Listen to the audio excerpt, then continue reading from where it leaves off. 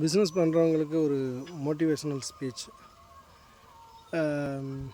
அதாவது நிறைய new comers, நிறையா பேர் வந்து புதுசாக குடும்பத்துக்கு அந்த தலைமுறைக்கு புதுசாக வந்து பிஸ்னஸ்குள்ளே நுழைவாங்க. பெரிய சப்போர்ட் எது இருந்திருக்காது. ஆனால் பிஸ்னஸில் ஏகப்பட்ட நஷ்டம் பார்த்துருப்பாங்க. பெரிய எதிர்பார்த்த டெவலப்மெண்ட் இருந்திருக்காது.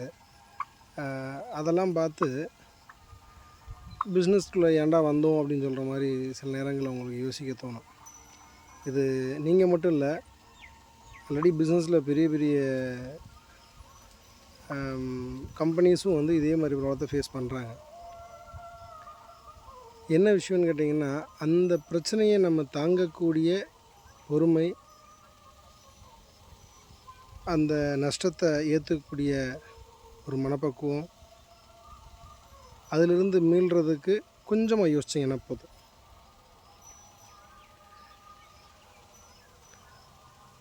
ஈஸியாக சக்ஸஸ் பண்ணிடலாம். ஜெயிக்கிற தூரம் வந்து நம்ம இது வரைக்கும் கடந்து வந்த தூரத்தை விட ரொம்ப கம்மியான தூரமாக தான் இருக்கும். முடியாதுன்னு விட்டுட்டு போயிடாதீங்க.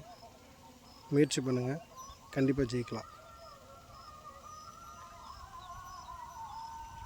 தேங்க்யூ.